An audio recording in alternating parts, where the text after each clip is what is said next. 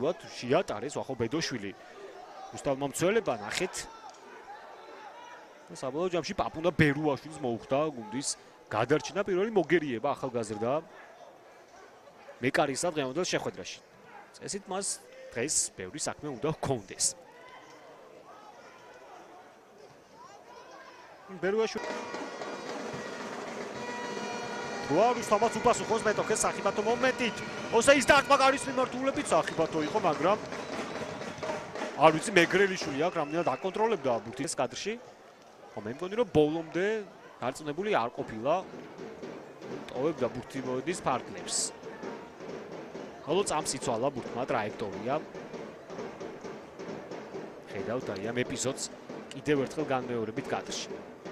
ხო, არც თუ ისე ჩიკოვანის გამორბელი დაარტყა, მაგრამ ძალიან მარტივად მეგრელიშვილმა აიღო ბურთი ხელებში.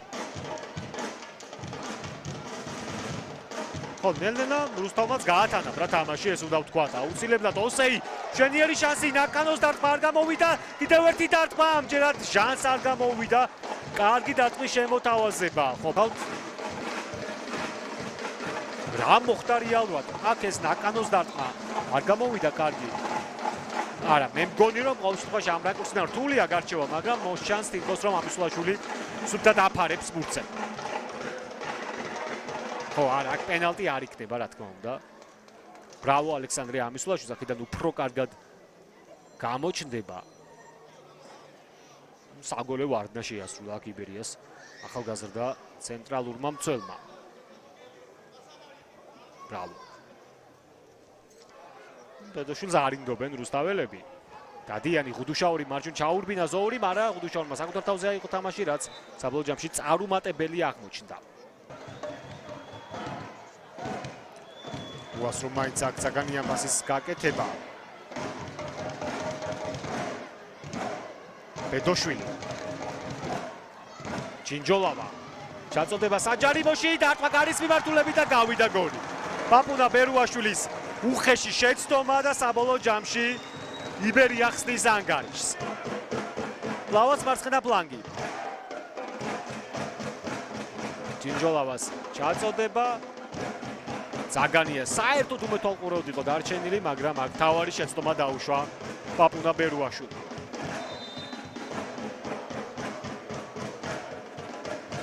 ახალი წესების თანახმად გოლის აღნიშვნა იზღუდება, აღნიშვნის დრო იზღუდება, ასე რომ დიდი ხნით სიხარული ახარ შეიძლება. ლავაც სტუმრები პრინს ოსეი. ჩიკოვანი. ოსეი.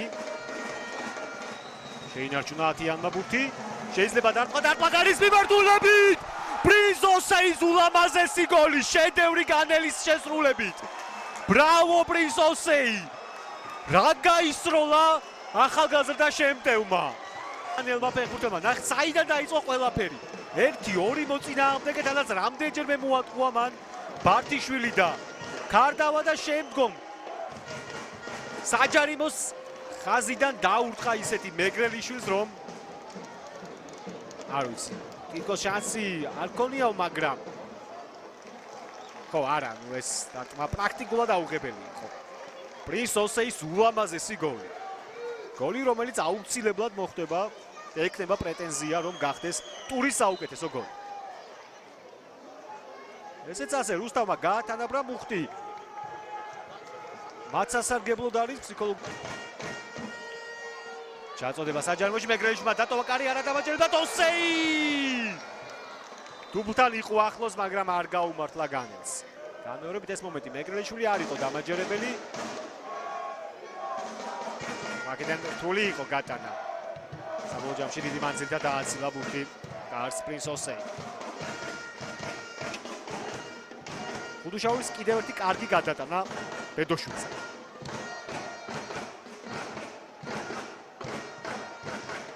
დაარტყა შორი მანძილი და ვახო ბედოშვილმა, მაგრამ არც. უთეულშიც შევედით და შტურმს ევსგავსება აქ. კარგი ჩაწოდება დარტყმა გარის მიმართულებით. სასწაულებრივად გადარჩა რუსთავი. საიდან შეიპარა კუცია დააკვირდით. მიიღო ბურთი ინტერი დრო ჰქონდა რომ მიიღო. ჩამოიღო. დარტყმა ისეთი ვერ შემოგთავაზა როგორც ჩაფიქრებული ქონდა, თუმცა ეს ხატყობს რომ რუსთავის დაცვაში ყველაფერი რიგზე არ იყო.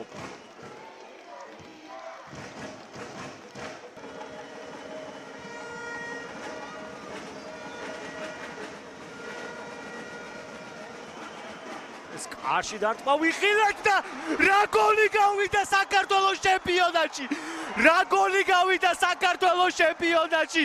ვაჟა ფასაცია დღევანდელი შეხვედრის ვაჟა ფასაციამ საკუთარი ნახევრიდან არ ვიცი აქ რა ქონდა ჩაფიქრებული, მაგრამ რაც არ უნდა ქონოდა ფაქტია რომ ბურთი აღმოჩნდა იბერიას კარის ბადეში. ვაჟა ფასაციამ რუსთავს დღეს მოუპოვა 3 ქულა, შემოტრიალებული შეხვედრა და პირველ ადგილზე მყოფი რუსთავი. თორნიკე მეგრელიშვილი დღევანდელი შეხვედრის ანტიგმირი ხდება. კიდევ ერთხელ ბევრჯერ უნდა ვნახოთ ეს გოლი. რა თქმა უნდა ეს გოლი გავრცელდება ვირუსულად სოციალურ ქსელში და არა მარტო ქართულ. ვაბანკი სხვა გამოსავალი არ დარჩა იბერიას, მაგრამ რუსთავი მიდის შეტევაზე. კუტატელაძე საჯარიმოშია კუტატელაძე და არტყა გარის მიმართულებით მეგრელიშვილმა აჯობა. გატანა ვერ მოხერხდა, მაგრამ ახლა ამოიწურა და რუსთავი არის შეტევაზე, თანაც კუთხით. როცა ყველაფრის დასრულება კი შეეძლო აქ კუტატელაძეს. საჯარიშვილმა და ეს დასასრულია. რუსთავის შემოტრიალებული თამაში. და რუსთავი უკვე პირველ ადგილზეა პრინც ოსეის და რა თქმა უნდა ვაჟა ფასაციას ულამაზესი გოლებით რუსთავმა მოახერხა მოქმედი ჩემპიონის დამარცხება და ახლა პირველ ადგილს სწორედ გია ცეცაძის გუნდი დაიკავებს.